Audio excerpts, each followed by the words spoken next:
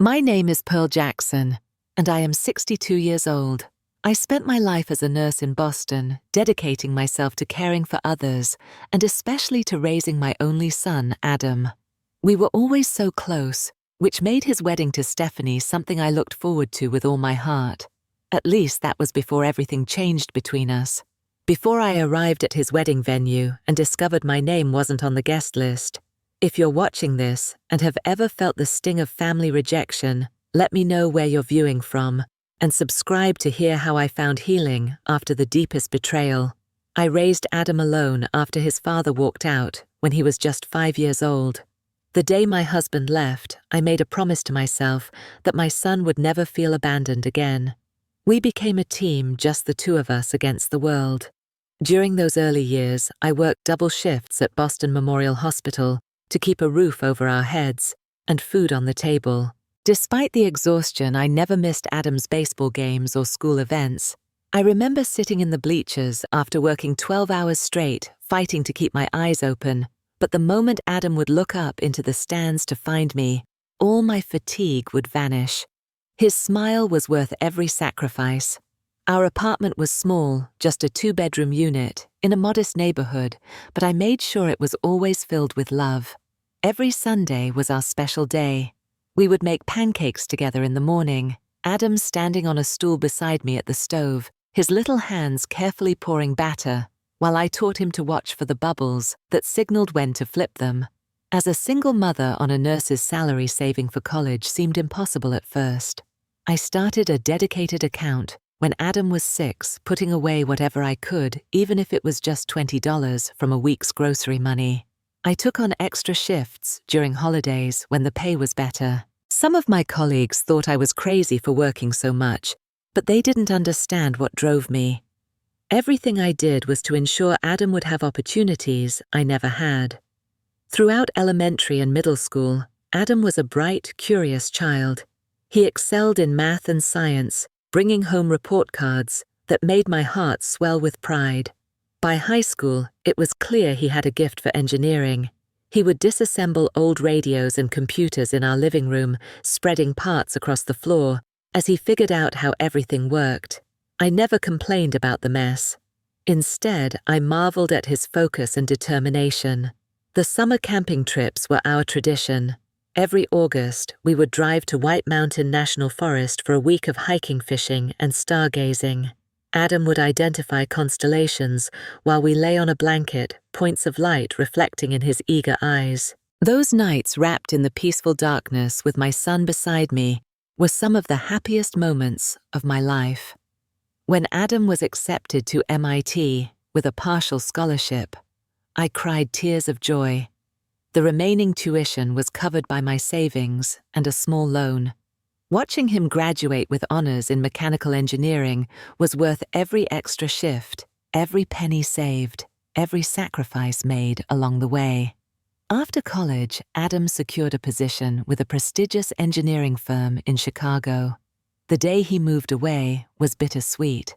I felt immense pride in his accomplishments, but also a hollow ache, knowing our daily lives would no longer be intertwined. Still, we maintained our close relationship through weekly phone calls and regular visits. He would fly home for Thanksgiving and Christmas, and I would visit him in Chicago at least twice a year. During those visits, I watched Adam thrive in his new environment. His apartment reflected his success with its modern furniture and spectacular view of Lake Michigan. He would take me to fancy restaurants, insisting on paying the bill proud to show me he could take care of himself, and of course proud to take care of me for a change. We talked about everything from his challenging projects at work to my patients at the hospital. When he went through a difficult breakup with his college girlfriend, he called me every night for a week, and I listened for hours as he processed his grief. When I faced my own health scare, a breast cancer screening that required follow-up testing, Adam flew home immediately to be with me for the results, which thankfully came back negative. Adam had been in Chicago for 3 years when he mentioned Stephanie for the first time. They met at a company event. He explained his voice taking on a new animated quality I hadn't heard before. She worked in the marketing department of his firm, and he was clearly smitten. As he described her intelligence, ambition, and beauty, I felt genuine happiness for him. After his previous heartbreak, Adam deserved to find someone special. I remember thinking as we ended that call that my son sounded truly happy, and that was all I had ever wanted for him. 6 months after Adam first mentioned Stephanie, he called to say they were coming to Boston for a weekend, and he wanted me to meet her. I spent days preparing for their visit, cleaning my modest home, until it sparkled planning meals based on Adam's description of Stephanie's preferences, and even buying new bedding for the guest room. I wanted everything to be perfect. When they arrived that Friday evening, Adam embraced me with the same warmth he always had, lifting me slightly off the ground, as he had done since he grew taller than me in his teens. Stephanie stood slightly behind him, and my first impression was of a strikingly beautiful woman. Tall and slender, with perfectly styled blonde hair, and an outfit that looked straight out of a fashion magazine, she was certainly as attractive as Adam had described. "Mom, this is Stephanie," Adam said, his voice filled with pride. "Stephanie, this is my mother, Pearl." Stephanie stepped forward with a practiced smile. "It's nice to finally meet you, Pearl. Adam talks about you all the time."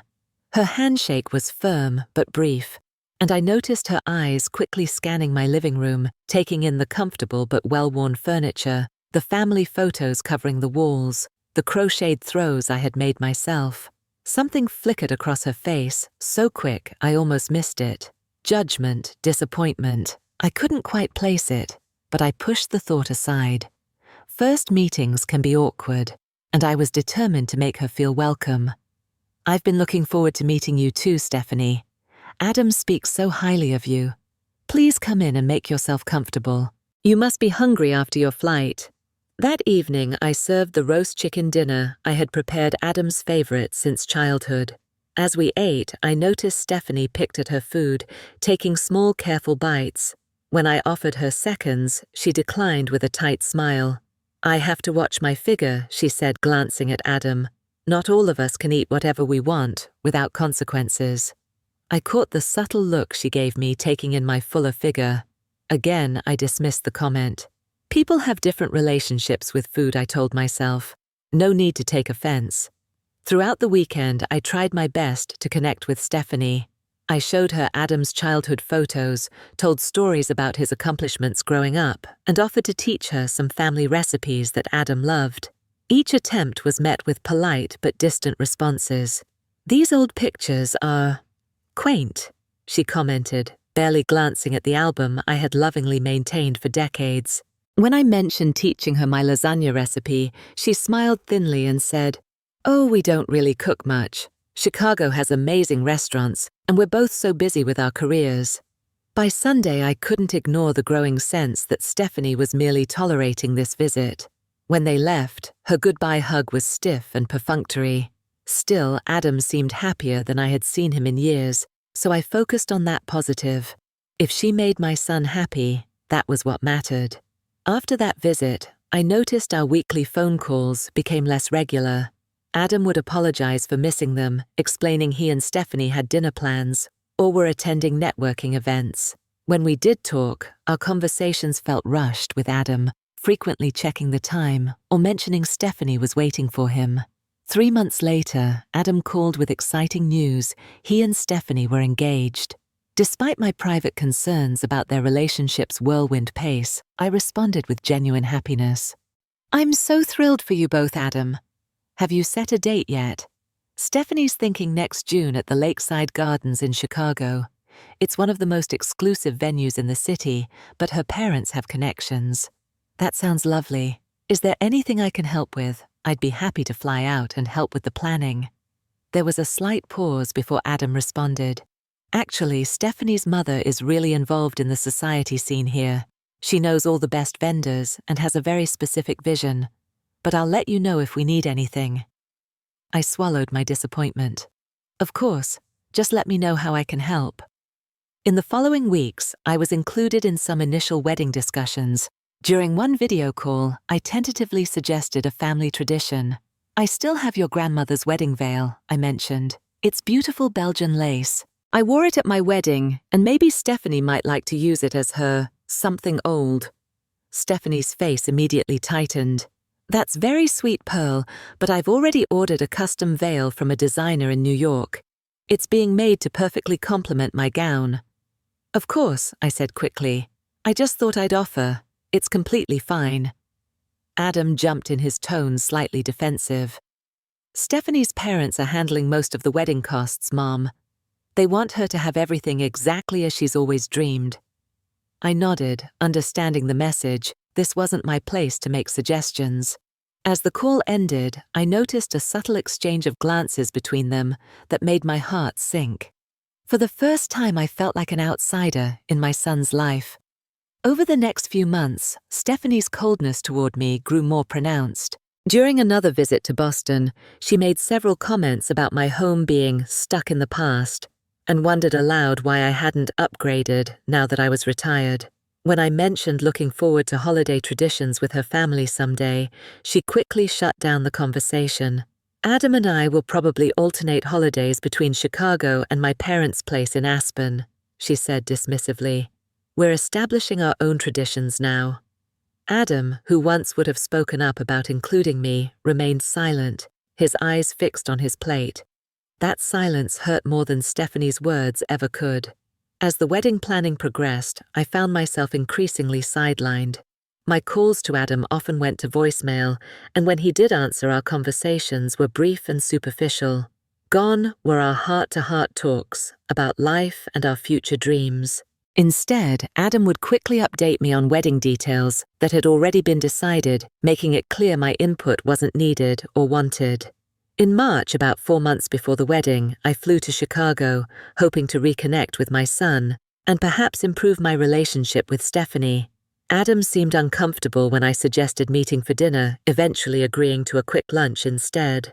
Stephanie has a lot of wedding appointments, he explained, and we're meeting her parents for dinner. We met at a casual restaurant near my hotel.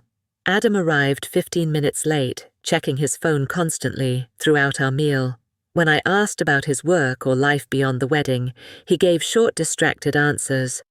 This wasn't the son I knew, the one who used to talk animatedly about his projects and ask thoughtful questions about my life. Is everything okay, Adam? I finally asked. You seem distant lately. He sighed, putting his phone down. Everything's fine, Mom. Just busy with work and wedding stuff. Stephanie wants everything to be perfect. I understand that, but I hardly hear from you anymore. I miss our talks. His expression hardened slightly. I'm an adult now, Mom. My life is here in Chicago with Stephanie. Things change. Of course they do, sweetheart. I'm just trying to find where I fit in this new chapter of your life. Adam's phone buzzed again. He glanced at it and stood up abruptly. I need to go. Stephanie needs me to approve something with the florist. He gave me a quick, awkward hug and left before our dessert arrived. I sat alone at the table, fighting back tears as I paid the bill. The next evening, hoping to salvage my trip, I invited Adam and Stephanie to dinner at a nice restaurant I had researched. To my surprise, they accepted. My hope was renewed, thinking perhaps we could start fresh. That dinner became the turning point, but not in the way I had hoped. Stephanie arrived wearing an expression of barely concealed annoyance, as though my presence in Chicago was an inconvenience. Throughout the meal, she made several comments about my appearance, my career choice, and even how I had raised Adam. Adam tells me you were very protective when he was growing up, she said, swirling her wine glass, always hovering, checking his homework, calling his friends' parents. It must have been hard for him to develop independence. I felt my cheeks flush. I was involved in his life, yes. Single parents often are. She murmured. Well, Adam and I believe children need space to develop their own identity. When we have kids, we plan to take a more hands-off approach. I looked to Adam, expecting him to defend my parenting, or at least offer some balance to this skewed portrayal. Instead, he nodded in agreement. Mom did tend to be a bit controlling, he said, not meeting my eyes. Remember how you used to call all my college professors if I mentioned having trouble in a class?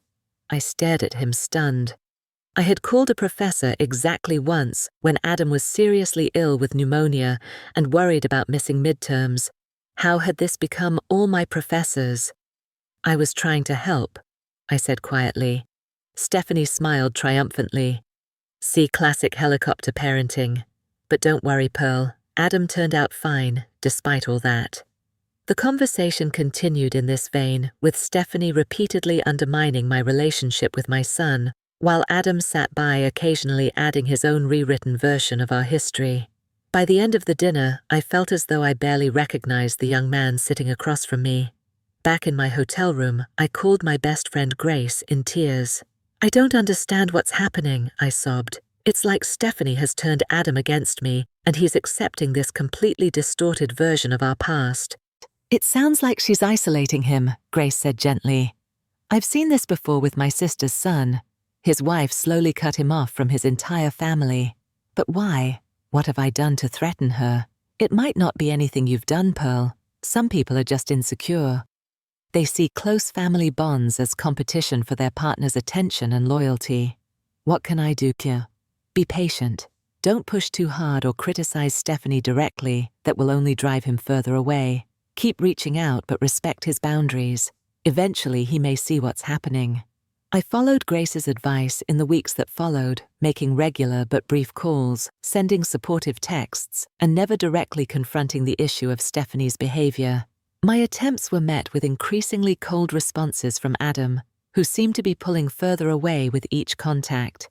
In April, I received a group email about Stephanie's bridal shower hosted by her mother. The event was to be held at an exclusive country club in Chicago. Though I was technically invited, the timing, the short notice, and the location made it nearly impossible for me to attend, a fact that Stephanie surely knew when sending the invitation. When I called Adam to explain I wouldn't be able to make it, his response was chilling. That's probably for the best, Mum. Stephanie's friends are, well, they're a different crowd. You might feel out of place. I swallowed hard, fighting back a retort. I would have liked to be there for her, Adam, for you both. There will be other opportunities, he said vaguely, though we both knew that wasn't true. By May, I had to face the reality that I was being systematically pushed out of my son's life. Wedding planning continued, with no regard for my inclusion. When I asked about the rehearsal dinner, traditionally hosted by the groom's family, Adam informed me that Stephanie's father had insisted on handling it. It's at his private club, members only, Adam explained, not bothering to disguise the implication that I wouldn't be welcome. Each new slight was a knife to my heart, but I continued to hold on to hope that things would improve after the wedding, when perhaps Stephanie would feel more secure in her relationship with Adam. 6 weeks before the wedding, I realized with growing anxiety that I still hadn't received a formal invitation. Friends and neighbors had begun asking about my trip plans, and I had nothing concrete to tell them. Surely this was just an oversight, I reasoned. With so many details to manage, perhaps my invitation had been misplaced or forgotten in the mail. I called Adam on a Tuesday evening, keeping my tone light and casual. Hi, sweetheart. I was just wondering about the wedding invitation. I haven't received mine yet, and I wanted to make sure it didn't get lost in the mail. There was a lengthy pause on the other end of the line. Oh, right. Adam finally said, his voice oddly flat. The invitations are still going out in batches. Stephanie's mom is handling all that. I see, I said, trying to hide my concern. Well, I need to make travel arrangements soon. The flights to Chicago are filling up for that weekend. I'll check with Stephanie and get back to you, he replied hastily. I need to go, Mom. We're heading out to dinner. The call ended abruptly, leaving me with a growing sense of unease. A week passed with no word from Adam. I heard through a mutual family friend that they had received their invitation 3 weeks earlier. My calls to Adam now went straight to voicemail. Finally, after 10 days of silence, I called from a different number. Adam answered, clearly annoyed, when he realized it was me. Mom, I'm at work. What is it? Adam, I'm sorry to bother you, but I need to know about the wedding invitation. Everyone else seems to have received theirs weeks ago. He sighed heavily. I meant to call you about that. My heart began to pound. About what? The venue has strict capacity limits. Stephanie's parents have a large social circle, and there are a lot of important business connections that need to be invited. We've had to make some difficult decisions about the guest list.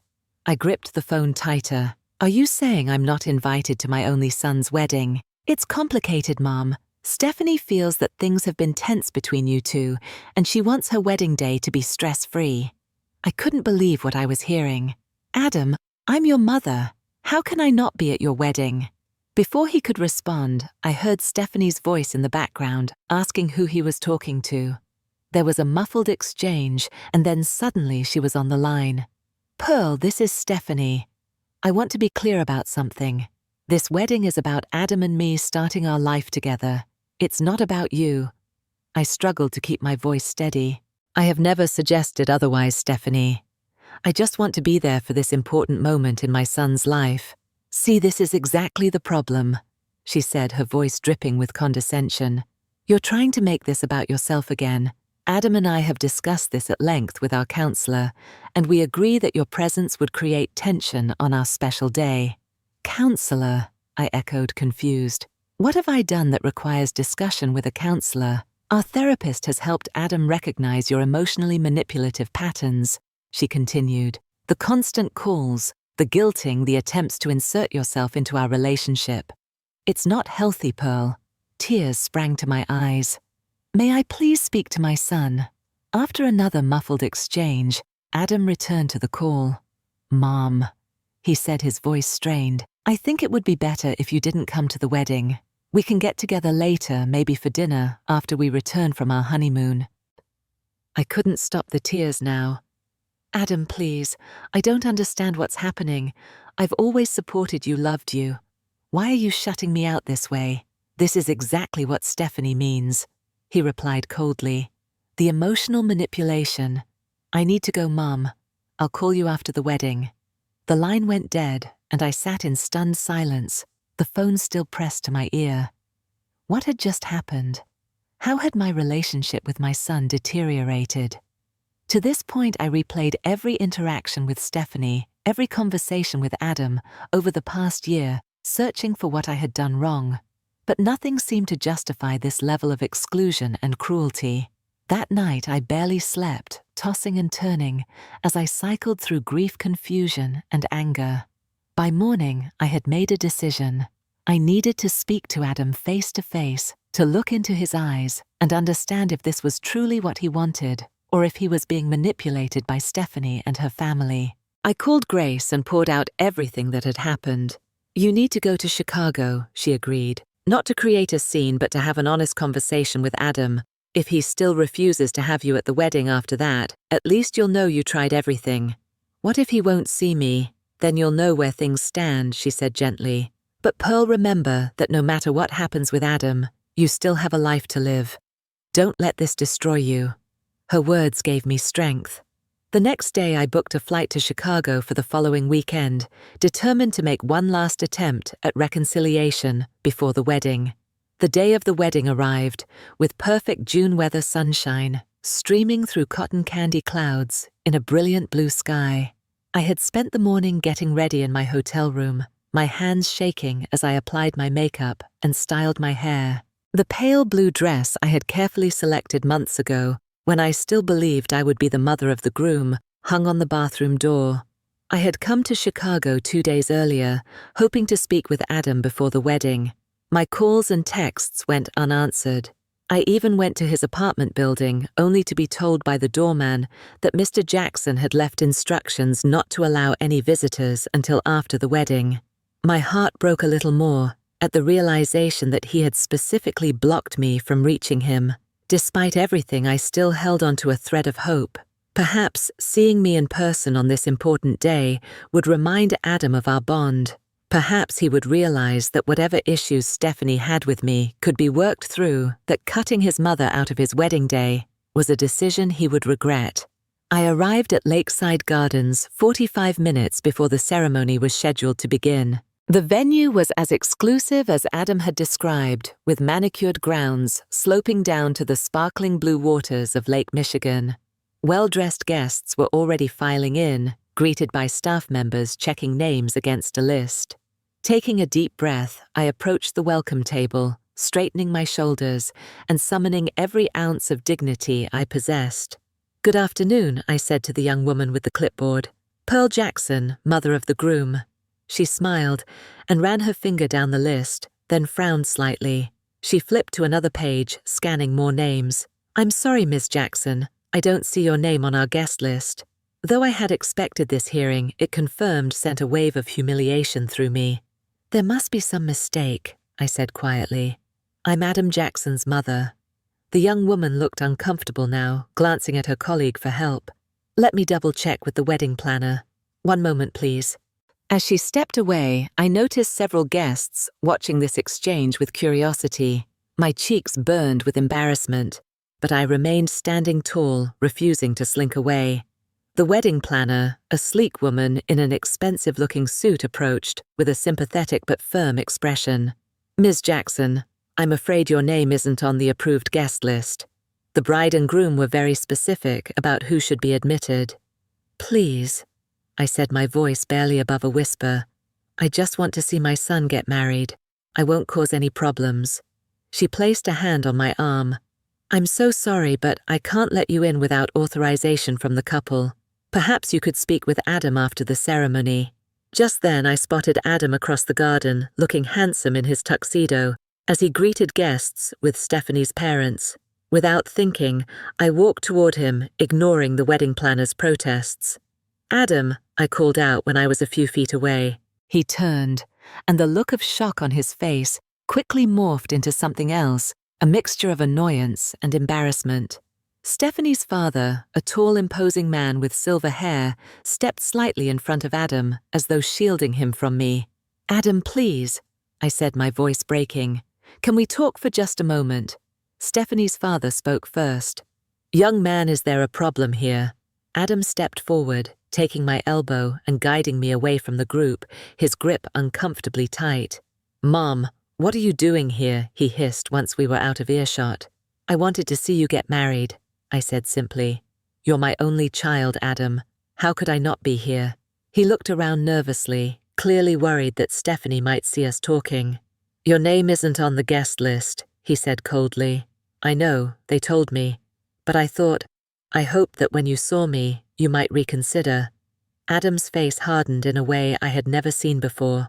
Did you really think you'd be invited? After everything, after what have I done that's so terrible you would exclude me from your wedding day? He rolled his eyes, a dismissive gesture that cut me to the quick. Stephanie was right. You really don't get it. I looked at my son, really looked at him, searching for the warm, kind young man I had raised. In that moment, I realized how much he had changed, or perhaps how much he had been changed by Stephanie's influence. Whatever the reason, the son I knew was not present in this man's cold eyes. I understand perfectly, I said, surprised by the calmness in my voice. I understand that you've made your choice, and it isn't me. I won't embarrass you by causing a scene. I wish you happiness. Adam, truly I do. Without waiting for his response, I turned and walked away, head held high, despite the tears threatening to spill over. I made it to my rental car before breaking down completely, sobs racking my body as I gripped the steering wheel. How long I sat there crying, I couldn't say. Eventually the tears subsided, leaving a hollow ache in my chest, but also a strange sense of clarity. This wasn't the end I had wanted, but perhaps it was the end I needed, the final confirmation that I couldn't fix this situation through sheer maternal love and persistence. I started the car, prepared to drive back to my hotel, and begin planning my return to Boston. Just as I was about to pull away, my phone rang. Adam's name flashed on the screen. For a moment, wild hope surged through me. Had he changed his mind? Was he calling to apologize, to ask me to come back? I answered quickly. Adam. But it wasn't Adam's voice that responded. Mrs. Jackson, this is Michael, Adam's best man. We've met a few times before. Michael. Yes, I remember you. Why are you calling from Adam's phone? He doesn't know I'm calling you, Michael said, his voice hushed. Look, I'm hiding in the bathroom right now. The ceremony is about to start, but I saw what happened outside. I couldn't believe how they treated you. Oh, I said, not sure how to respond. Mrs. Jackson, you should know that Stephanie has been telling people, including Adam, all sorts of things about you. Claiming you've been harassing her family, that you've made racist comments about her background, that you tried to sabotage their relationship from the beginning. None of it seemed true based on what I know of you, but Adam believes her. I gasped, shocked by these accusations. I've never done any of those things, Michael. I didn't think so. Look, I can come get you, bring you back. I'll stand up for you, tell everyone Stephanie is lying. His offer, though kind, made me pause. Creating a scene at the wedding wouldn't solve anything. It would only confirm Stephanie's portrayal of me as disruptive and selfish. No, Michael, but thank you for your kindness. This is their day, regardless of how I feel about it. Causing a disruption won't help Adam see the truth. But it's so unfair, he protested. Life often is, I said softly. Can I ask you to do something for me instead? Of course. Be there for Adam. Stay his friend even if it's difficult. I think someday he may need good friends to help him see the truth. I will, Mrs. Jackson. I promise. And Michael, please don't tell him about this call. It would only make things harder for you both. Okay, he agreed reluctantly. I should go. They're probably looking for me. Thank you for caring enough to call me. After we hung up, I sat for another moment processing this new information. The extent of Stephanie's manipulation was worse than I had imagined, but strangely knowing this brought a certain peace. The problem wasn't something I had done wrong as a mother. It was something being done to my son by someone who felt threatened by his love for me. Instead of driving back to the hotel, I headed to North Avenue Beach. Adam and I had visited this beach during one of my trips to Chicago, sharing ice cream cones as we watched the waves lap against the shore. It seemed a fitting place to begin letting go. Sitting on a bench overlooking the water, I composed a text message to Adam. I love you unconditionally. I always have, and I always will. I wish you and Stephanie every happiness on your wedding day and in your life together. When you're ready to talk, I'll be here. Love, Mum. I hit send, then turned off my phone and watched the sunlight dance across Lake Michigan, feeling a strange mixture of profound sadness and unexpected peace. I drove to North Avenue Beach and found a quiet spot overlooking the water. The sun was beginning to lower in the sky, casting golden light across Lake Michigan. Families played in the sand, children's laughter, carrying on the breeze a stark contrast to the heaviness in my heart. I sat on a bench and turned my phone back on, not expecting any response from Adam. To my surprise, there were 3 missed calls, all from Adam's number, and a text that simply read, "Call me." My hands trembling, I dialed his number, unsure what to expect. Hello? It was Michael's voice again, sounding stressed and slightly out of breath. Michael, is everything all right? Mrs. Jackson, thank God you called back. Something's happened.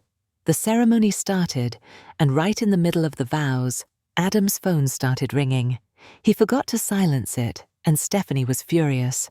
I'm sorry, but I don't understand why you're calling me about this.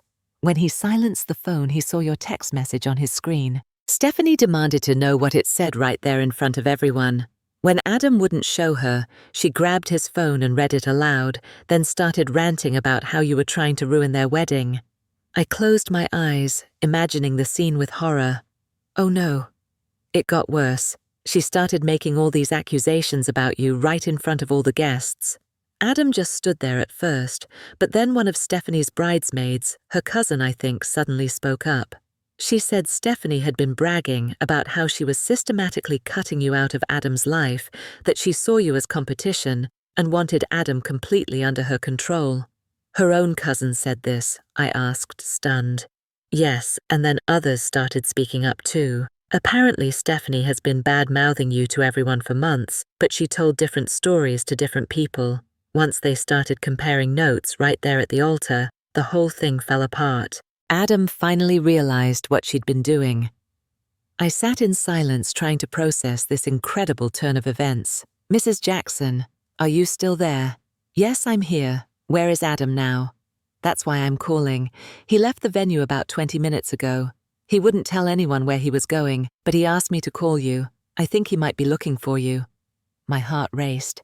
I'm at North Avenue Beach, the spot where Adam and I visited during my last trip to Chicago. I'll text him right now and let him know. Mrs. Jackson, Pearl, I'm sorry about all of this. Adam's a good guy. He just got caught up with the wrong person. Thank you, Michael, for everything. I ended the call and sat watching the horizon, my emotions swinging wildly between hope and anxiety. Would Adam actually come? And if he did, what would I say to him? 30 minutes passed, then 45. The sun was beginning to set, painting the sky in dramatic strokes of orange and pink. Families were packing up their beach gear, heading home for dinner. I was just about to give up when I spotted a familiar figure walking along the shoreline. Adam was still wearing his tuxedo pants and white dress shirt, though the jacket tie and boutonniere were gone. His hair was disheveled, and even from a distance I could see the weariness in his posture. He scanned the beach until his eyes found me, then slowly made his way to my bench. For a long moment, we just looked at each other. His eyes were red-rimmed, his expression a mixture of exhaustion and shame. "Mom," he said finally, his voice breaking on that single syllable. I patted the space beside me on the bench. He sat down heavily, running his hands through his hair. "Michael told me what happened," I said quietly. Adam nodded, staring out at the water. "I made a terrible mistake. Several terrible mistakes, actually. Do you want to talk about it?" He turned to face me, his eyes filling with tears. "I don't even know where to begin. I let Stephanie isolate me from you, from my friends, from everyone who truly cared about me. I believed her lies about you because it was easier than admitting I was being manipulated." "Why was it easier?" I asked gently. "Because Stephanie made me feel important. Her family has money connections. They move in circles I never had access to before. It was intoxicating being accepted by people like that, and Stephanie convinced me that you were holding me back, that your working-class background embarrassed me deep down." I flinched at his words but let him continue. "The thing is, she wasn't entirely wrong. There was a part of me that was embarrassed by our apartment, by your nursing uniform, by the fact that we never took fancy vacations or had prestigious connections. I'm so ashamed of that now. We all have moments of wishing for more than what we have," I said carefully. "That's human nature. But Adam, I never held you back.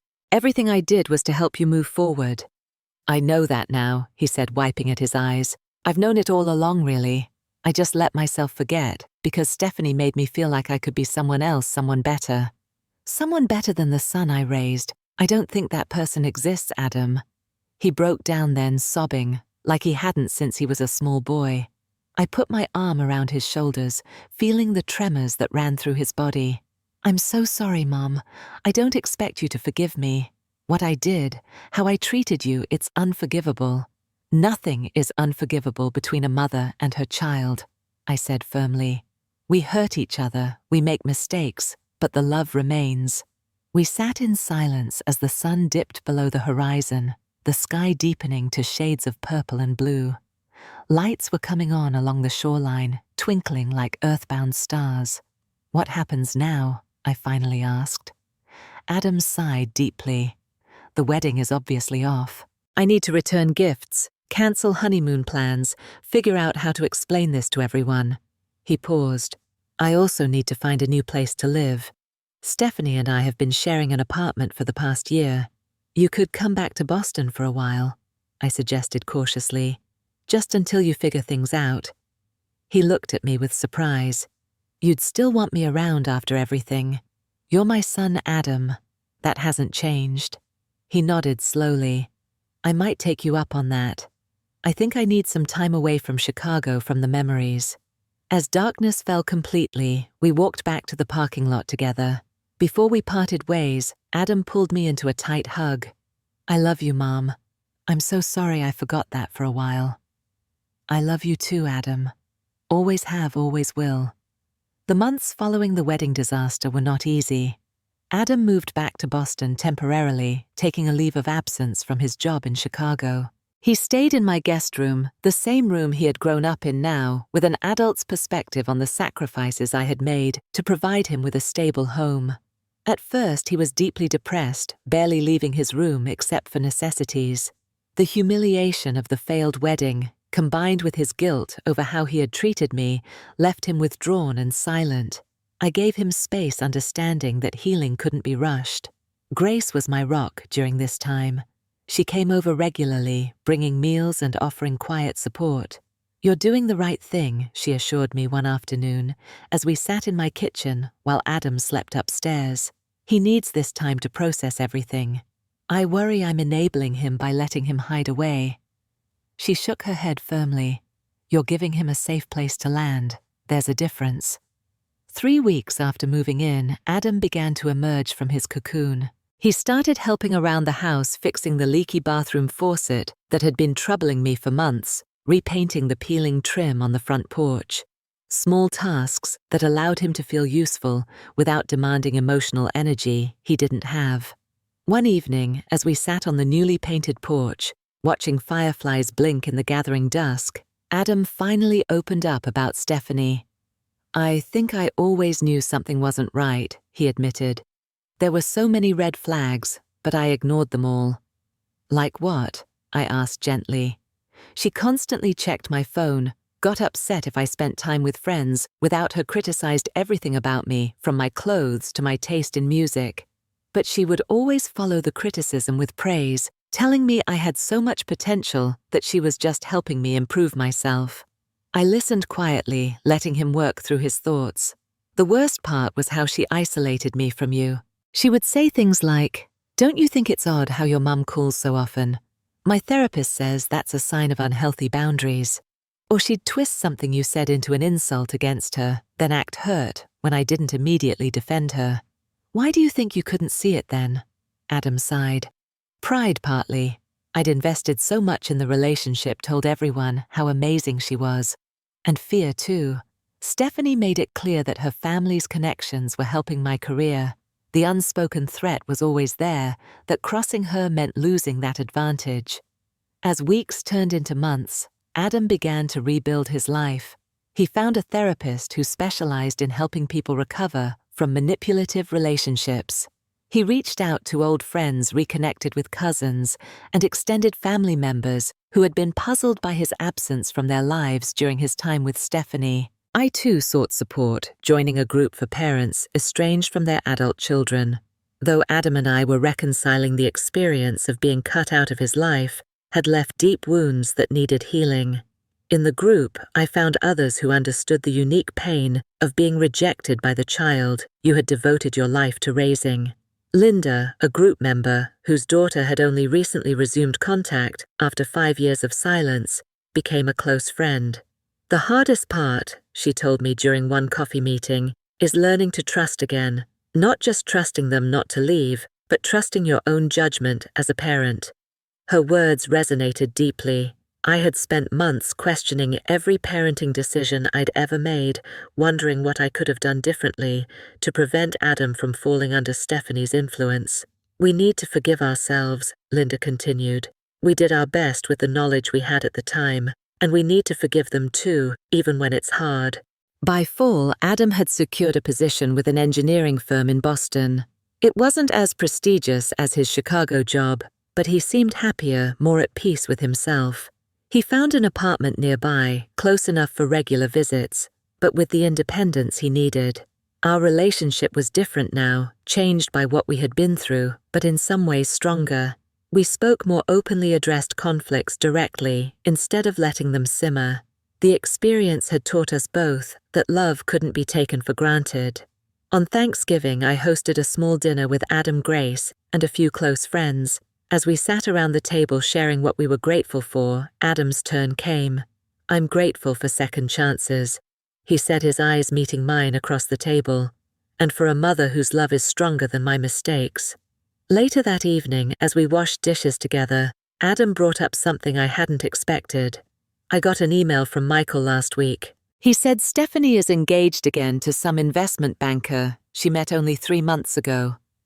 I paused, soapy plate in hand. "How do you feel about that?" Adam considered the question. "Honestly relieved. It's not me, and sorry for that poor guy.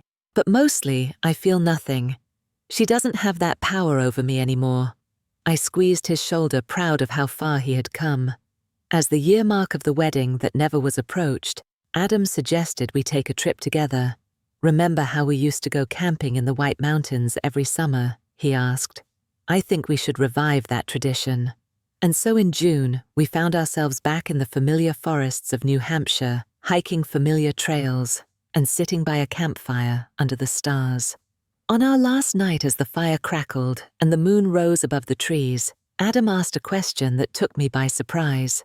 Do you think I'll ever be able to trust someone enough to try again, to have a relationship that's real and healthy?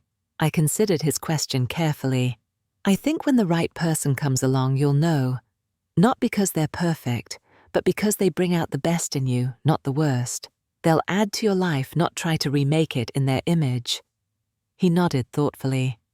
How will I be sure, though, I was so wrong about Stephanie? You're not the same person you were then, I reminded him. You've learned, grown, and next time you'll know the warning signs. Trust yourself, Adam. Your judgment is better than you think. As we drove back to Boston the next day, I reflected on the incredible journey we had taken over the past year. From the depths of betrayal and rejection to this place of healing and renewed connection, we had traveled a difficult road together. The experience had taught me so much about resilience, about the power of unconditional love, and about my own strength. I had discovered that even in my 60s, I could face devastating hurt and not only survive, but emerge wiser and more compassionate. Most importantly, I had learned that relationships, even the closest ones, require vigilance and care. They can be damaged by outside influences, by misunderstandings, by the human tendency to take love for granted. But with honest communication, forgiveness, and the courage to be vulnerable again, they can also be repaired and renewed. As we pulled into my driveway, Adam turned to me with a smile that reminded me of his childhood self, open and unguarded. Thanks for everything, Mom. For this weekend, and for never giving up on me. I never could, I replied simply. Some bonds can bend, but they never truly break. I think about that moment often, especially when life presents new challenges. It reminds me that our darkest times can lead to unexpected growth, that sometimes we need to lose something precious to truly understand its value, and that love, real love, always finds its way back home. If you're going through a family estrangement or difficult relationship right now, I hope my story gives you courage. Have you experienced something similar with your children or parents? How did you find healing? Please share your stories in the comments below. And if this journey resonated with you, please subscribe and like this video. Sometimes knowing we're not alone in our struggles is the first step toward healing. Thank you for listening to my story. And remember, even in our most painful moments, growth and renewal are possible.